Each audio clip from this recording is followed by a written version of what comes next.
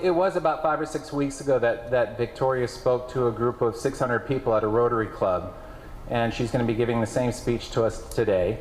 And I saw it, I think a week or so after it hit the web, it started going around, and so I quickly got on the phone and talked with her dad Zane and invited them here. And so we have a very special treat. So Victoria, come on up, do your thing.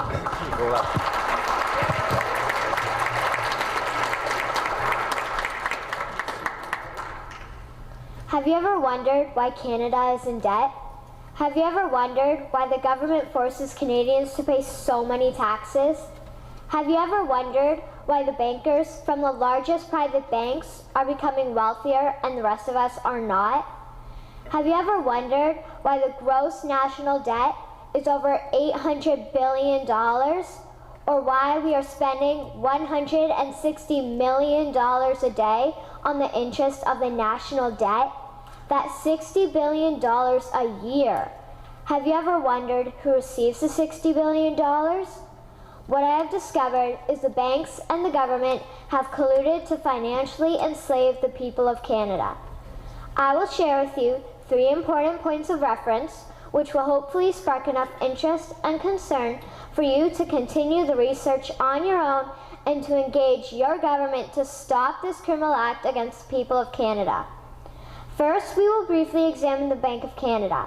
Second, we will see how our banking system works today. And lastly, I will offer a viable solution that we can petition our government to implement. A very little known figure in Canadian history is J.L. Gradon McGeer. He was a lawyer, member of Parliament, and mayor of Vancouver. His contribution to Canada is probably the greatest in our history. He championed the creation of the National Bank of Canada, whose sole purpose is to create and manage Canada's money. It was formed on July 3, 1934, and owned by all Canadians. Until the 1970s, because of the Bank of Canada, Canada's national debt was held at a constant, manageable level, until the government decided to implement what we now have as our modern-day banking system that is robbing the Canadian people. So how are they robbing us? Allow me to explain how our private banks and government work today. First, the Canadian government borrows money from the private banks. They then lend the debt-based money to Canada with compounded interest. The government then continues to increase taxation of Canadians year after year in order to pay back the interest on the exponentially growing national debt. What results is inflation, less real money for Canadians to spend into our economy, and the real money being used to pad the pockets of the banks. Also, the government gave the banks the ability to loan out money that doesn't exist in the form of loans. When a bank gives you a mortgage, which literally means a death pledge, or a loan, they don't actually give you money. They click a key on a computer and generate the fake money out of thin air. They don't actually have it in their bank vaults. Presently, the banks only have $4 billion on reserve, but they have loaned out over $1.5 trillion. To quote Graham Towers, each and every time a bank makes a loan, a new bank credit is created. New deposits, brand new money. Broadly speaking, all new money comes out of a bank in the form of loans. As loans are debt, then under the present system, all money is debt. What I find interesting is even Jesus, in Matthew 21, drove out the money changers in the temple because they were manipulating the currency to steal money from the people. The private banks are just like the money changers in Matthew 21. They are defrauding and robbing the people of Canada, thus their freedom, and they need to be stopped. How should the banking system work? In an infamous interview, Mr. McGeer asked Mr. Towers, "Can you tell me why a government with power to create money should give that power away to a private monopoly and then borrow that which Parliament can create itself back at interest to the point of national bankruptcy?"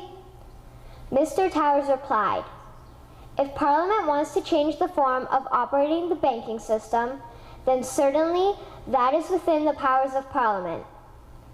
In other words, if the Canadian government needs money, they can borrow it directly from the Bank of Canada.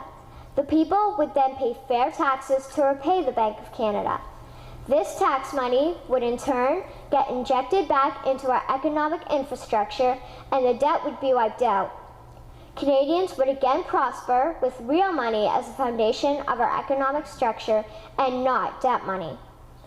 Regarding the debt money owed to the private banks, such as the Royal Bank, we would simply have the Bank of Canada print the money owing, hand it over to the private banks, and then clear the debt with the Bank of Canada. And yes, we have the power and lawful right to do so. In conclusion, it has become painfully obvious, even for me, a 12-year-old Canadian, that we are being defrauded and robbed by the banking system and a complicit government. What will we do to stop this crime? What will we do to ensure that the next generation will live free and clear of the debt-based economy that enslaves them to the banks? Margaret Mead said the following, and I hope that all of you remember this. Never doubt that a small group of people can change the world. Indeed, it is the only thing that ever has. Thank you.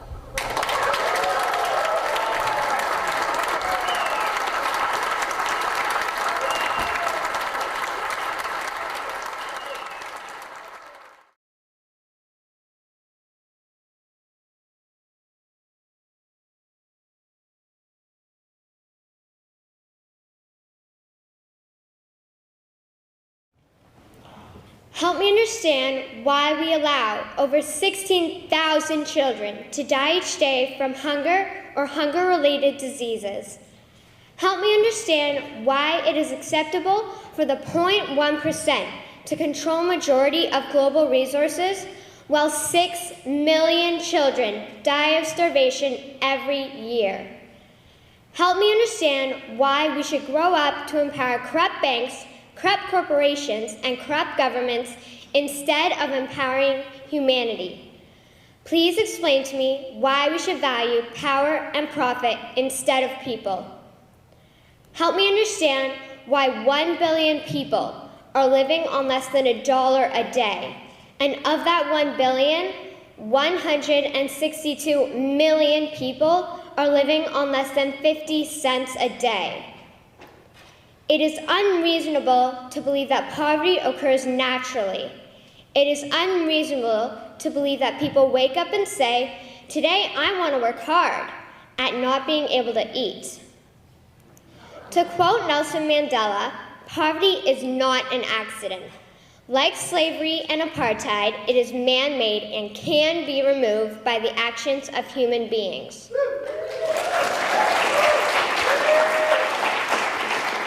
So if poverty is not an accident, then what is causing this pandemic we call poverty? It is the point of this speech to argue that a corrupt and violent group of people, through the use of governments, banks, and corporations, are causing the poverty we are seeing in our world. Allow me to explain how globalized banking is causing poverty, why this should matter to us, and how we can change it. What most of us understand is that extreme poverty occurs when people are not able to procure their basic needs, such as water, food, sanitation, clothing, healthcare, and education. What most of us do not understand is that the reason this type of extreme poverty exists on a global scale is due to the corruption of individuals in our banks, governments, and corporations. How do banks fit into the corruption? They are the credit creators. Nations access this credit, which creates the debt money that will be owed back to the bank. Attached to this debt money is compounded interest. This interest can never be repaid because the only ones allowed to create money is the banks. As a result, an exponentially growing national debt is created in every nation that borrows from these banks. How do governments fit into the corruption? They are the policymakers and the tax collectors. The corrupt politicians create policies that benefit the corrupt banks and corporations. These same politicians create taxation policies that lead to wealth redistribution from the poor to the wealthy bankers. Because the tax laws benefit the corrupt banks and corporations, the people who can least afford to be taxed carry majority of the burden. So how do corporations fit into the banking scam? Organizations like the World Bank, the IMF, and the WTO convince countries who are resource wealthy to participate in their centralized banking scam. Government leaders who will not support the banks are forced out and new leaders are put in. These leaders are paid to participate to the detriment of their country. These countries are then destroyed through the looting of their resources, the enslavement of the people, and the denial of benefiting from the profits derived from their own country's resources.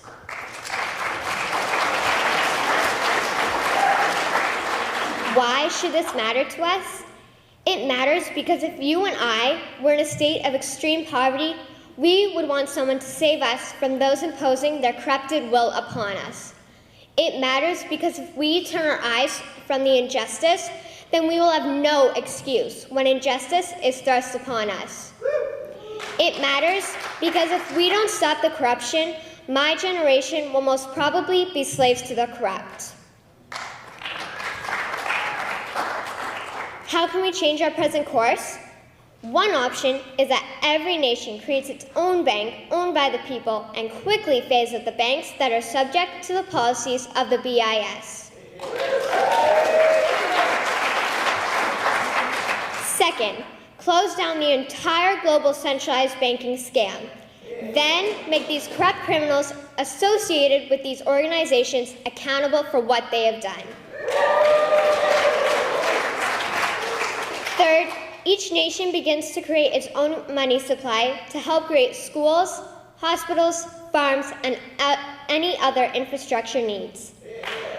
Any and all profit will go to the people and not private global corporations. In conclusion, we could begin to remedy the issue of poverty as well as other key issues such as the environment, energy, health, and education, simply by stopping these corrupt individuals and groups. Albert Einstein once said, "The world as we have created it is a process of our thinking. It cannot be changed without changing our thinking. So let us change our thinking on governments, banks, and corporations so we can eradicate extreme poverty." Thank you.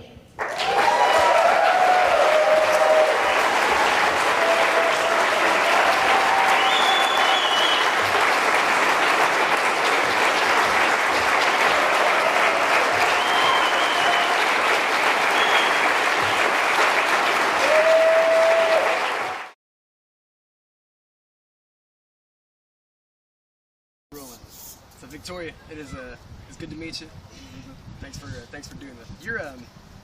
You're pretty incredible. Like I didn't know anything about public banking when I was 12 or 13.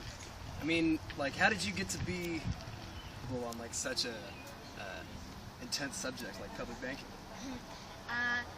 Well, I had a speech coming up for school, and I didn't have a topic yet, and my dad had been studying economics for a bit, like quite a while, and I didn't have a topic, so we would kind of talk about it after dinner and stuff. So I was like, why don't we do this? This is like an interesting topic. So from then I watched documentaries and with my family, and we would like go through all the steps of what it means, and then from there on, like, I put it into my own words and then wrote the speech, and that's kind of how I started learning about it. And like, you're a really confident speaker. I mean, you said you did this for like, it was a speech class in school, right? Yeah. So, yeah, as far as, you know, like the whole situation in Canada compared to how it is in the United States, I mean, how different are these issues perceived up there than they are down here from your own experience? I'm actually not really that sure. I haven't really been to America that much. Right. I've only been here like for Philadelphia when I did my first speech, so I actually don't know a lot about that yet. So I have to look into it more. Well, I mean, as far as in Canada, like, is Canada on the track of, you know, doing something like public banking, monetary reform? Probably not. Yeah. The government up there is a little jacked up, but well, because I was really curious, because I mean, you seem to be really well spoken, and you know, you've got a lot of personality. I mean, are you able to like get your friends as fired up about this issue as you are? Like, can you just like strike up a conversation with your classmates? They're probably not as interested in this topic as I am. So like, if it happens to come up, they'll kind of like start talking about it, and we'll be like, yeah, this is like kind of what happens, and they're like, oh really, I didn't know that. So like sometimes they're like, okay, what is this about? And I'm like, yeah. Well, in your speech from last year, it went viral all over the world, like I think 3 million views or something like that. Something like that. Something like that. Like, what was it like to see your message and your speech like spread to like literally a worldwide audience and everybody watching all over the world? It was like, this is crazy. Like, I've never been on YouTube, so it was just like, I really had no idea so many people were into this, because like I hadn't really, you know, studied this before. So it was like, this is crazy. So many people are actually interested in this, and then from there, like once I started, like when I went down to Philadelphia and I did my first speech there, then all the interviews started happening, and then it's like most people are actually really interested in this, and then from there it's like, okay, if it can get like 3 million hits on YouTube, we can like possibly end up changing the world. Well, and you know, speaking of changing the world, like, I mean, I feel like Stephen Harper, like, he could probably learn a lot from you. I mean, I don't know if they've reached out to you yet or not, or if you got to meet with the Prime Minister, but I mean, if there was like one thing you could say to, you know, Prime Minister Harper or the people in Parliament, you know, what would that be? I am only 13, so like I wouldn't really know what to say, but he could probably like start researching this, and like he probably knows a little bit about it, but yeah, I wouldn't really know what to say. Well, and you're 13, I mean, I'm 26. I'd like to say we're in the same generation, maybe on the cusp. But, I mean, do you feel like our generation has a lot to gain from public banking? Like, if it goes through, I mean, and simultaneously, like, do we have a lot at stake if the status quo prevails? Oh, definitely. Like, if this game, our world is not going to get any better if we don't change this. Like, it's going to get worse than it is now. So, like, we have to do something about it. Now, you know, we've seen, and you gave a great speech today about global poverty and like how the banks cause that. I mean, do you feel if this process continues, like, and as things continue to worsen, like as you grow older, I mean, are you optimistic that people more along our age lines will start to wake up and, you know, realize that everything's a mistake? We can only hope. If people like start to research this topic more and more, and more people like maybe see my video on YouTube, and like if we can convince people, like if we can get people to open their eyes to what's happening, we could end up like helping our world. Well, and you know, real quick, you mentioned some documentaries that you watched in preparation for your speech last year. And what were some of those documentaries that you watched that you would recommend to other people? There was one by Bill Abram. There was the O Canada movie. That was one that I watched over and over. And for this one, there was my recent speech on poverty. There was the end of poverty. I think one called "What Is Poverty," and then there was one about Indonesia. So they're actually for poverty. There wasn't as much as like for the actual banking issue, but there was some good documentaries out there. Cool. Well, hey, Victoria, thanks a lot for talking to me. I sure appreciate it. Best of luck to you.